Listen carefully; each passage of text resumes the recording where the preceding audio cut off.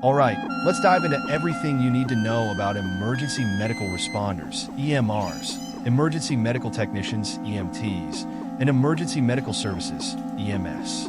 Emergency medical responders, EMRs. 1. Role and responsibilities. EMRs are trained to provide immediate life-saving care to critical patients while awaiting additional EMS response. They perform basic interventions with minimal equipment. 2. Training and certification. EMR training typically includes CPR, basic airway management, bleeding control, and emergency childbirth.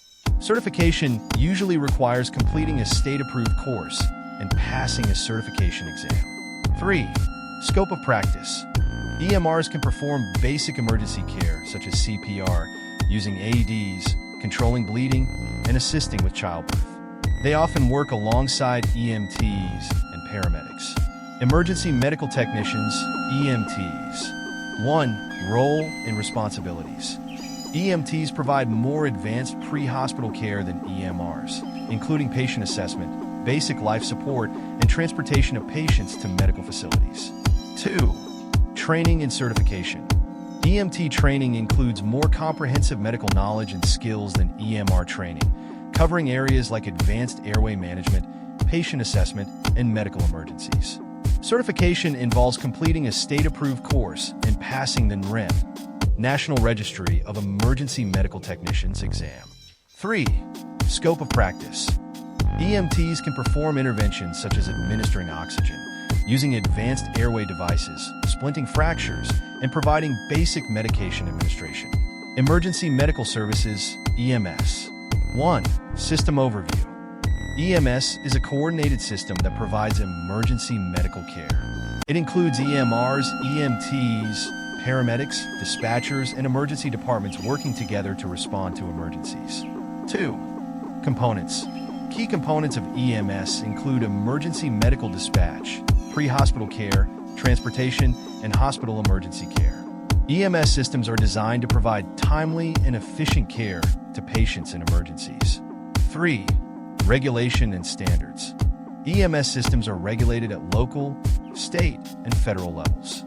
Standards and protocols are established to ensure consistent and high-quality care. Agencies like the National Highway Traffic Safety Administration, NHTSA, and the American Heart Association, AHA, provide guidelines and recommendations. Fire Program Organization. 1. 3 E's of fire inspection. Education. Informing and educating the public and building owners about fire safety practices and regulations. Engineering. Ensuring that buildings are designed and constructed with fire safety in mind, including proper materials, fire alarms, and sprinkler systems.